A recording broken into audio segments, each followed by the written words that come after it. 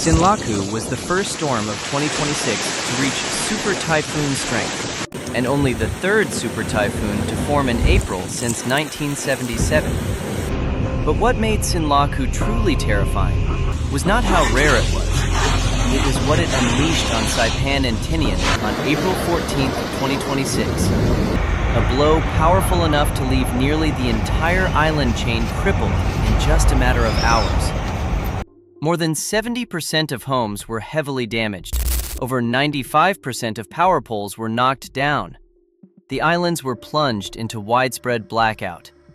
Saipan International Airport was badly damaged. The seaport, the lifeline that brings in food, fuel, and relief supplies, was also hit hard. Thousands of people were forced into shelters, while clean water began running short just as communications across the islands were close to being cut off. Homes were torn apart, power and water systems were broken, daily life was thrown into chaos, and residents who had just made it through the storm were immediately pushed into a new struggle with shortages and uncertainty. The scale of the destruction becomes even clearer when compared with what Saipan looked like before the storm. This was a place built around resorts, beaches, diving, golf, and the quiet rhythm of a Pacific Island tourist destination. Coastal roads once lined with visitors, hotels once glowing at night, and neighborhoods that made a living from the sea have now been ripped apart by wind, salt water, and darkness. Some families stepped out of shelters to find their homes no longer intact. Some waterfront business owners lost everything after seawater rushed in within hours. Workers whose livelihoods depended on tourism were suddenly thrown into uncertainty as their workplaces were destroyed and supply routes were cut off. Sinlaku was not just a storm. It exposed how dependent and how vulnerable these islands really are, tied so closely to electricity, ports, airports, coastal tourism, and outside supply lines. It turned what had long been seen as a tropical island paradise into a suffocating emergency zone, where the question is no longer how strong the storm was, but what people can still hold on to after it tore through. And to understand why this blow was so devastating, you have to look back at how Sinlaku rapidly grew into a full-scale engine of destruction before it ever made landfall. When Sinlaku slammed directly into Saipan and Tinian, the islands were instantly transformed into a shattered disaster zone. The sky collapsed into a suffocating sheet of dirty gray. Rain no longer fell straight down. It lashed across the ground like steel whips. The wind did not just howl. It tore through the air with such violence that even people inside shelters could feel the outside world being ripped apart piece by piece. Visibility was almost completely wiped out. Large trees were bent and snapped. Tin roofs were ripped away. Sheets of metal, broken wood, and shards of glass were lifted into the air and hurled like bullets, smashing windows, punching through rooftops, and striking anything or anyone still trapped outside. At that point, the storm was no longer something raging out at sea. It had fully overtaken the islands, bearing down on homes, roads, and every part of daily life people depended on to survive. The destruction became clearest in the ways Sinlaku knocked out nearly everything vital at once. More than 95% of power poles were blown down, plunging the islands into thick, suffocating darkness. High voltage lines collapsed across major roads, turning entire areas into dangerous stretches of blacked-out floodwater. Saipan International Airport suffered major damage to its hangars and navigation equipment, choking off both commercial flights and relief access. In villages like Chalan Kanoa and Susupe, many wooden and tin-roofed homes were flattened so completely they were nearly erased from the ground. Even concrete buildings, which had been seen as the stronger fallback, had windows blown out and were flooded inside. This was not scattered damage. It was a full-force blow that smashed homes, brought down the power grid, clogged transportation routes, and strangled normal life within hours. But the most brutal blow came from the sea. Along the western coast, Storm surge between 12 and 18 feet drove salt water straight into hotels, businesses, and shoreline communities. At its worst, the ocean did not stop at the beach or the seawall. It pushed deep into the places where people lived, worked, and made a living, as if reclaiming the land people had clung to for years. Places that once lit up at night, welcomed visitors, and sustained the islands through tourism and coastal commerce were battered apart by salt water and dragged into ruin. Saipan and Tinian were trapped in a vicious squeeze, wind tearing down from above, the sea driving in from outside, and darkness closing in from every side.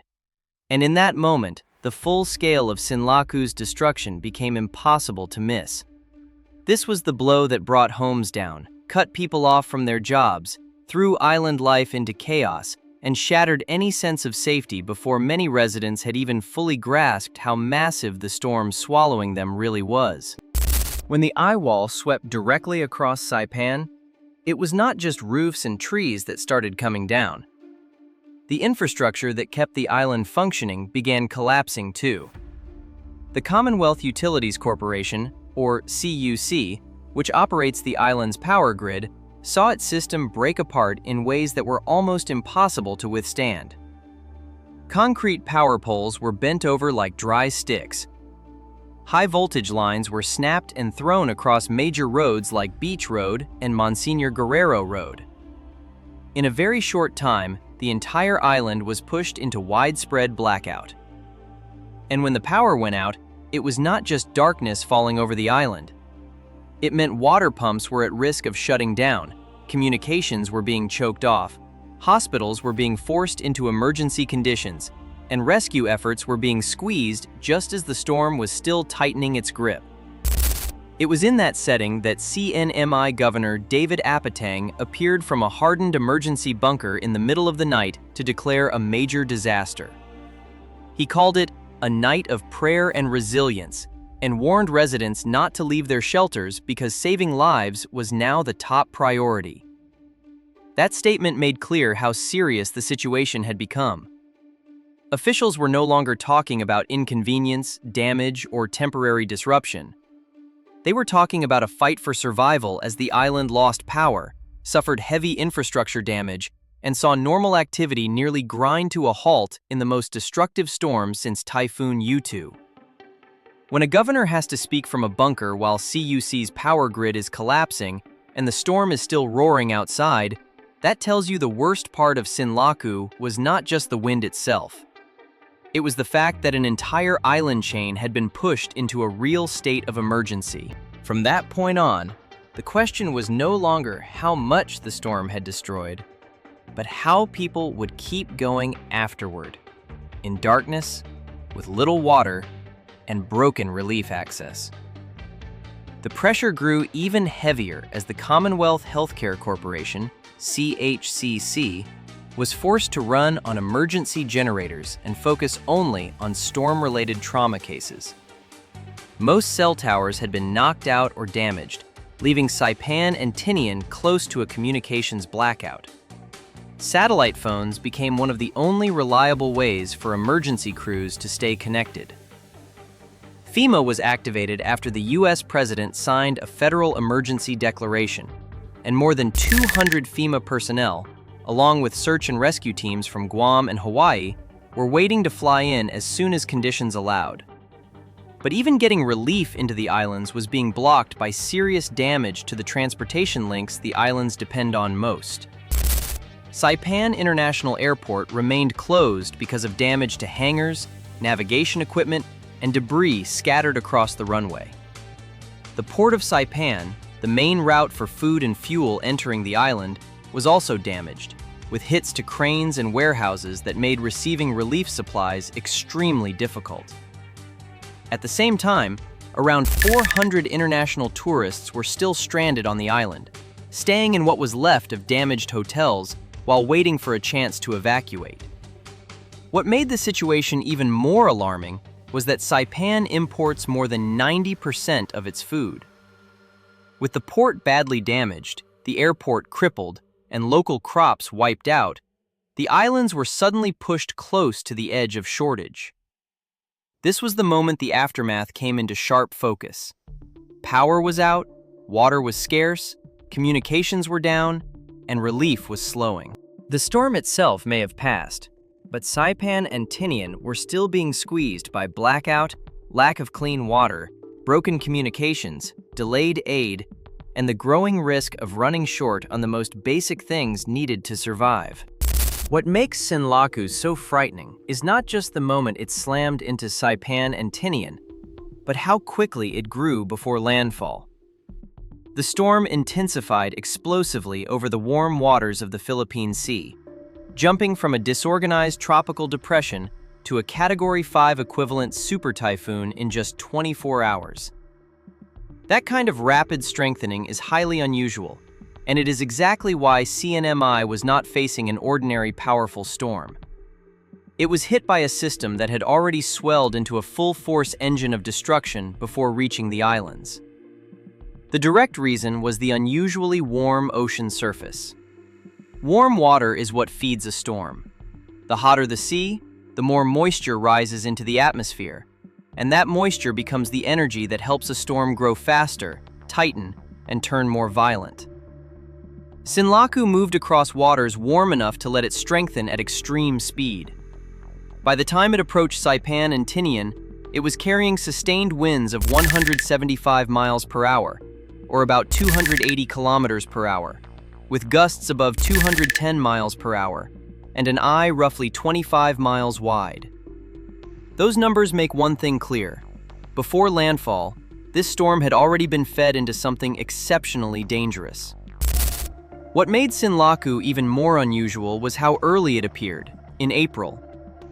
At a time when many places had not even entered the most intense part of typhoon season, CNMI was suddenly facing a super typhoon at near maximum destructive power.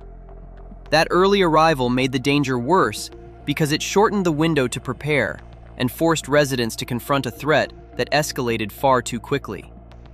Put simply, Sinlaku intensified so fast because it ran into ocean waters warm enough to supercharge it, then drove all of that destructive force straight into Saipan and Tinian.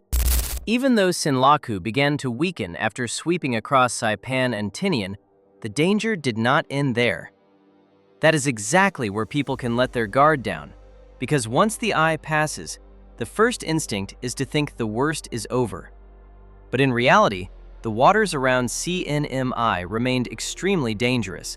Heavy rain was still falling, and the threat from flooding and pounding surf was still very real. Coastal flood warnings remained in effect until 5 a.m. Thursday chest for Guam, Rota, Tinian, and Saipan, while the high surf warning continued until 1800 chest Thursday.